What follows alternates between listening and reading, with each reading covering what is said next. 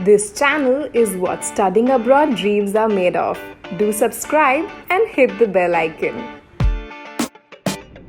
Hi guys, welcome back to our channel iSchoolConnect. Like every week, we are back with some really interesting content all around overseas education. Today, we wanted to talk about something that's fundamental but so important for every student's profile and application, and that is your resume. And to talk about your resume and how you can make it stellar and stand out, we have Tara with us. Tara Goodfellow is an expert. She's a career coach and she's an expert with resumes. So if you have any questions, this is exactly the YouTube video you should be watching to make the best resume out there. Right, Tara, thank you so much for joining us today for this catch. Absolutely, my pleasure. Awesome. So Tara, walk us through how students can put together a stellar resume for themselves, specifically if they are international education aspirants, right? So what are universities looking for in a resume? So the most common comment I have when I'm working with students or working with students and their parents is, gosh, I really don't have a whole lot to put on there. So it's different when I'm working with somebody that has 20 years experience. We have results and we have a lot of responsibilities. You also, as a student, there are things that make you very unique, and the resume gives a really good opportunity to highlight what may not just be filled out with your application, right? So they can look at your transcripts and see all of your grades, but what have you done above and beyond or in addition to classwork? So, a lot of times I'll get a resume and it will have a listing of volunteer experience, and that's it. It will have the organization's name and it might say spring 2021.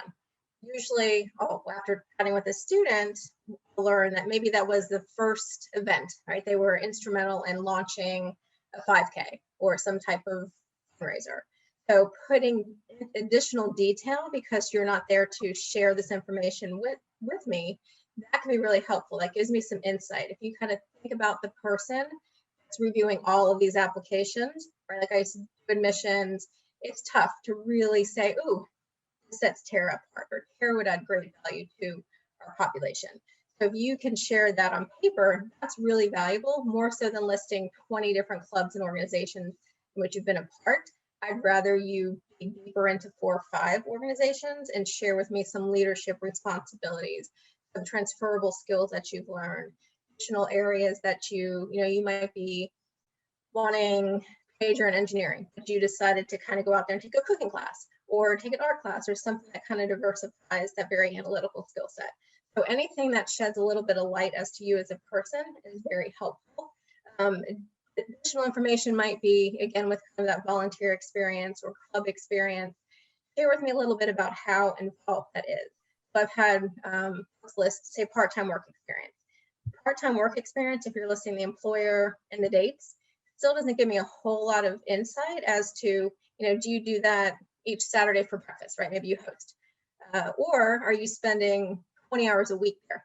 There's a big difference. That tells me a lot if you're doing 15, 20 hours in addition to time school, or if you're doing a sport at a very high level. That type of information is very helpul. My girls and I did Taekwondo and earned our black belts. Well, they were, I think in 7th grade we started for them. That was 5+ days a week. So that information on a resume, if we just list Taekwondo or martial arts and a date, listing additional detail as far as the commitment, as far as what you learned, is really valuable. That's probably the biggest miss I see on a resume, is just a listing, because the student feels like, just doing what I need to. I'm taking the classes I have to. I'm signing up for different clubs that are of interest. I'm doing a part-time job, earn gas money, whatever it might be. Use that as an opportunity to dig deeper and share and give me a little bit of insight as to who you are uniquely, and then the value that you've earned or learned through that experiences. Absolutely. I think A is, of course, you mentioned the bare minimum, right? Your academics, your basic background, where you're coming in from, and then, of course, things that add character to your profile, to your resume, right? So in this example that you shared of your daughters, where they studied, where they practiced taekwondo, and they have a black belt, Things like that add so much more personality to the resume, for sure.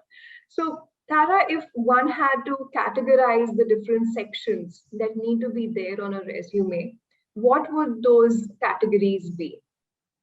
Yeah, for a student, it's pretty simple. So you don't need to have this very fancy or elaborate resume. Your education, courses included, some insight as to that. Again, if it's project-based or you've gone above and beyond, again, think about me as their reviewer. I can't possibly understand everything that's happening at every high school. So give me a little bit of insight. I'll probably have a profile to your school. I still am going to rely on you to share what that's involved. So certainly education, extracurricular activities, volunteer opportunities, leadership, if you've done competitions, competing in those, any awards that you've won. So really the earlier you start on this process, the better, because a lot of times you'll think, oh, I completely forgot about that competition that we did when I was in 10th grade. So jotting down a list, and as you continue to acquire those, will make it really easy when you're trying to apply. But really anything from an education standpoint, extracurricular, part-time work experience, leadership, community service, volunteer work, awards, recognitions. Amazing. I think that's a very crisp lineup of things that students should focus on. Right. Now, Tara, we were just discussing some time back, and you mentioned that a lot of times the requirement can vary from country to country, right? What are some of the key distinguishing factors from, say, an application, a resume that goes to a US institution, US-based institution, versus perhaps a resume that is being submitted to a European institution? Would there be any major differences that we can point out? So probably the biggest piece of advice would be, even if it's within the US, right? If you're just applying for, say, US universities, still read their requests, because part of that process is seeing, is Tara good at following directions? Is Tara giving me just the information I want, not too little, not too much? So even within the US university system, you might have 4 or 5 applications. You might ask for something a little bit different. So if it says a 1-page summary resume, keep it to 1 page. They don't want a list of all of your extracurriculars and 3 pages of every activity and club. If they say, I want a resume with detail or results or accomplishments, gear it toward that. One big difference is typically US resumes do not want a photo. So that makes it stand out. It's not, it's not going to be denied because you have a photo. To make it look US kind of customary, photo and personal information is out. When I'm doing resumes, a lot of times the receiving end in the US from other countries, there's a whole lot of personal information they're accustomed to sharing. That's normal practices outside of the US. It's not so common in the US. So typically it's just going to be a name. You can do an address if you have a LinkedIn profile. You can list a LinkedIn profile, email, contact information, no picture, and no personal information. Right. So anything that pertains to, I think, academic experience, professional experience, co-curriculars, extracurriculars, that's good. But anything that is way too much of personal information, I think age or marital status, all of that not required. Photo not required. Yeah, so a lot of things. Got it. And tell me something. If students are submitting their resume to one institution, does it have to vary per institution, or it can be the same? Again, just read the instructions. So a lot of the process is making sure that you're following the instructions. It's probably okay for most institutions.